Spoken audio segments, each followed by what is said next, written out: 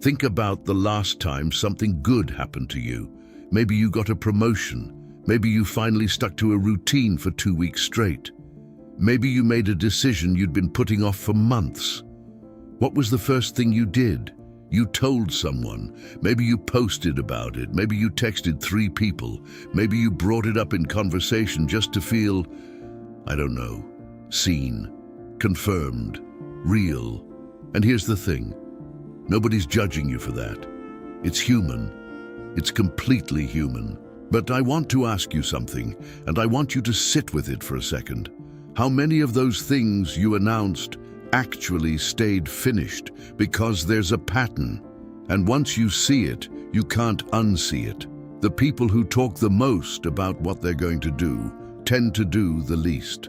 And the people who are quietly, stubbornly building something real, you don't hear from them. Not until it's done. Sometimes not even then. That is not a coincidence. Welcome back. If you're new here, this channel is about using Stoic philosophy as a real practical tool, not quotes on a black background, not 2-minute motivation, actual ideas that change how you operate. Today's video is about something that sounds simple but cuts deep: the power of silence, the discipline of working without an audience, not hiding, not isolation, not becoming cold or closed off, but learning to channel your energy into doing instead of performing doing. There's a massive difference between those two things, and by the end of this video, I think you'll feel it in your gut. So if you haven't subscribed yet, go ahead and do that now. We put out videos like this regularly, and I think you'll want to stick around. All right, let's get into it. There's a man I used to know, smart guy, driven.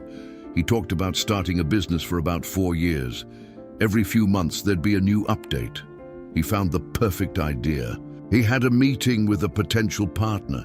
He was working on the business plan. He was almost ready to launch. 4 years. And then one day he just stopped talking about it. Not because he launched it, because he gave up on it.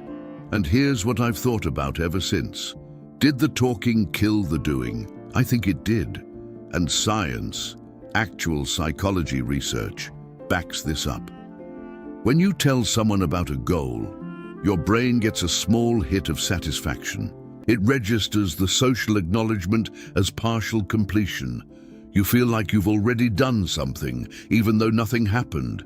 The goal starts to feel less urgent, less raw, less necessary. Now, the Stoics didn't have brain imaging. They didn't run studies, but they understood this principle thousands of years ago through pure observation and ruthless honesty. Marcus Aurelius, Roman emperor, one of the most powerful men who ever lived, wrote in his private journal something that most people skim past. You have power over your mind, not outside events. Realize this, and you will find strength. But what most people miss is the context of that journal. It was never meant to be published. It was never meant to be read by anyone. He wrote it for himself. Think about that. The most powerful man in the world, and he was doing his deepest work in silence. He wasn't announcing his growth. He wasn't performing his discipline. He was just practicing it. That is the first thing I want you to absorb today. The performance of growth is not the same as growth. And in the world we live in right now, where everyone is broadcasting their workouts, their morning routines, their journey, this distinction matters more than it ever has. Look, I'm not saying you should never share anything. I'm not saying community and accountability don't matter, but there's a question worth asking. Are you sharing because it serves the goal, or because sharing is the goal? Because those two things lead to very different places. Let me give you an image to hold in your mind. Think of a river. When a river has no banks, when the water just spreads out flat across the land, it moves slowly, it loses depth, it becomes a swamp. But when that same water is forced between two banks, it gains force, it cuts through rock, it carves canyons. Your energy works the same way. Every time you explain yourself to someone who didn't ask, you lose a little bank. Every time you seek approval for a decision you've already made, the river spreads out a little more. Every time you wait for someone else to validate your direction, you give away depth. Silence, strategic silence, is how you build the banks. It's how you keep your energy concentrated, moving with force toward what actually matters. The Stoics had a word for this: hegemonikon, the ruling faculty, the part of you that governs your impulses, your reactions, your choices. The Stoics believed the whole project of a meaningful life was this: train the ruling faculty, strengthen the part of you that chooses deliberately over the part of you that reacts automatically. And here's what's interesting. Every time you stop yourself from announcing something before it's done, that's a rep. Every time you resist the urge to explain yourself to someone who criticizes your path, that's a rep. Every time you keep working when nobody's watching, when there's no applause, when the algorithm doesn't care, that's a rep. You are training the ruling faculty. And the person who has done 10,000 of those reps, you can feel them when you're around them. There's a steadiness to them, a weight. They don't need to convince you of anything. They're not performing. They're just there. That's what power actually looks like. Not volume, not visibility, density. Now, I want to anticipate something you might be thinking right now. Okay, but isn't this just introversion? Isn't this just advice for quiet people to stay quiet? No, that's not what this is. This isn't about personality type.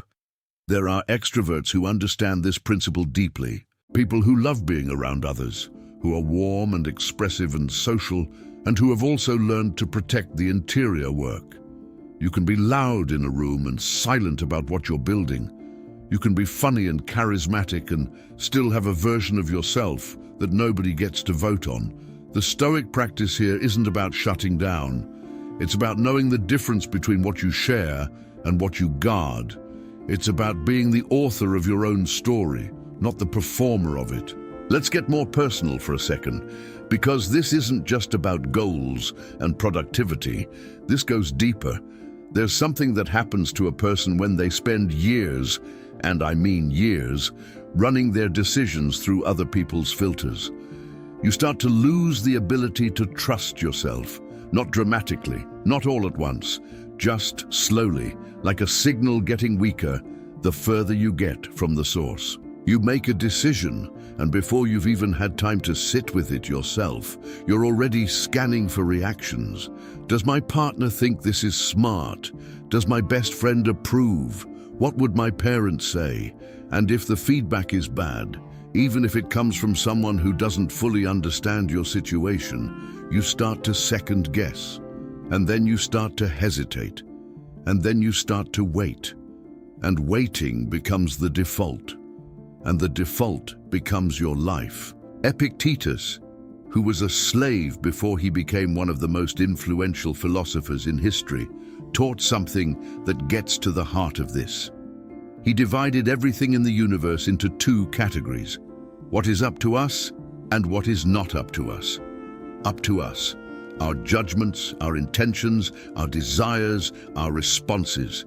Not up to us, other people's opinions, what they think, what they say, what they do. And he was not gentle about this. He basically said, if you mix these two things up, if you treat someone else's opinion of you as something you need to control or fix or win, you will suffer. Unnecessarily, indefinitely, because you are trying to govern a territory that is not yours. Think about how much energy that wastes. Think about all the mental rehearsals you've done before difficult conversations, not to figure out what you actually think, but to anticipate how the other person will react. Think about all the explanations you've given that nobody asked for, all the justifications, all the "let me just make sure you understand why I did this." That energy exists, it's real, and it's being burned on something that will never be fully satisfied. Because there will always be someone who doesn't get it, always someone who thinks you're making a mistake, always someone whose approval you haven't earned yet. The Stoic move, the hard, counterintuitive, liberating move, is to stop trying to earn it. Not out of arrogance, not out of contempt, out of clarity. The clearest version of you has already decided. Now you're just doing the work. And here's what happens when you actually make that shift. You get faster. You stop hesitating at every fork in the road, waiting for a vote. You start making decisions from your own internal compass instead of from the noise outside. You get lighter. There's a weight that falls off when you stop managing other people's perceptions of you. It's not something you can fully describe until you feel it. But when it goes, you notice the absence. And this is the strange part, you often get more respect.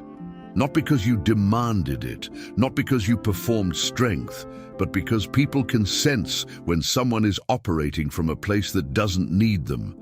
And that groundedness is magnetic in a way that nothing else is. I want to tell you about a different kind of person, someone you probably know, but maybe never thought about in these terms. Think about someone in your life, or maybe someone you've read about, who just quietly got better. No big announcements. No dramatic arc. They didn't post about their workout streak or announce they were going sober or tell everyone they were working on themselves. They just changed. And one day you looked up and they were different, calmer, more deliberate, more certain, like they had figured out something internal and they just kept applying it quietly, day after day. That is not an accident. That is what happens when someone removes the performance from the process. The ancient Stoics had this idea of premeditatio malorum, the premeditation of adversity, the practice of imagining setbacks before they happen so you're not caught off guard when they do. But there's a parallel practice that doesn't have a fancy Latin name, working as if no one will see it, building as if the reward is the building itself. This is discipline in its purest form. Not discipline as punishment, not discipline as suffering. Discipline is the act of showing up consistently for something that only you fully understand, and doing it whether or not there's an audience. Now here's where I want to be honest with you. This is hard. It's not natural, especially now. We live in a world that has literally built an economy around visibility. Every platform you use rewards you for sharing, for broadcasting, for being on. The feedback loops are designed to pull you toward performance. And there's nothing wrong with using those platforms. There's nothing wrong with building an audience or documenting a journey. But there has to be something underneath it that doesn't depend on the response. There has to be a version of the work that would still get done if nobody ever saw it. Because that version, the one nobody ever sees, is the real foundation. Marcus Aurelius governed an empire. He led armies. He made decisions that affected millions of people. And every night he sat alone and wrote in a journal about how he had fallen short, about the moments he reacted when he should have responded, about the ways his ego had crept in when he wanted to operate from reason. He wasn't posting it. He wasn't building a brand. He was just trying to be better in the dark, in private, without applause. That's the template, not perfection, not the performance of wisdom, just the ongoing, unglamorous practice of becoming someone who thinks more clearly and acts more deliberately than they did yesterday. Here's something that I think about a lot. Right now, while you're watching this video, there are people in your life who are distracted. Not bad people, not lazy people, just distracted. They're scrolling, they're reacting, they're caught up in small things that feel urgent: drama, comparison, outrage, entertainment. None of that is a character flaw. It's just what happens when you live without intention, when you let the environment drive you instead of the other way around. And here's the uncomfortable truth. The gap between where you are and where you want to be is almost never about intelligence or talent or luck. It's almost always about attention. What you pay attention to consistently over time, that is what your life becomes. The Stoics understood that the person who controls their attention controls their fate. Not because the world bends to your will. It doesn't. Bad things happen, unfair things happen, things outside your control happen all the time, but the person who governs their attention can decide what gets energy and what doesn't, can decide what deserves a response and what gets silence, can decide what to build and what to let go. While others react, you respond. While others announce, you deliver. While others wait for the right moment, you work in the wrong one. That gap compounds. It gets wider with time. Not because you're better than anyone, but because you chose something different. You chose the interior over the exterior, the result over the narrative, the work over the applause. And one day the results show up. Not dramatically, not as a single moment of victory, just quietly, steadily, the way a canyon forms, not from a single explosion, but from water cutting through stone, day after day, year after year, without anyone watching. I want to leave you with something simple, not a technique, not a system, just a question. Think about something you want, something real, not a fantasy, but something you've actually been trying to build, something that matters. Now ask yourself, how much of my energy is going into the building, and how much is going into the story I'm telling about the building? That's not a judgment, it's just an honest inventory, because the Stoics weren't interested in making you feel bad about where you are. They were interested in helping you see clearly, so you could choose clearly.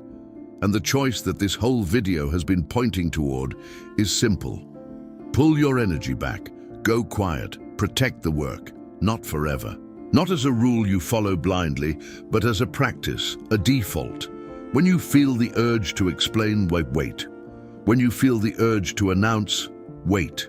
When you feel the need to prove something to someone who didn't ask, take that energy and put it back into the thing you're building. Over time, that becomes a habit, and the habit becomes a person. The person you've been trying to become. They're not loud about it. They don't need to be.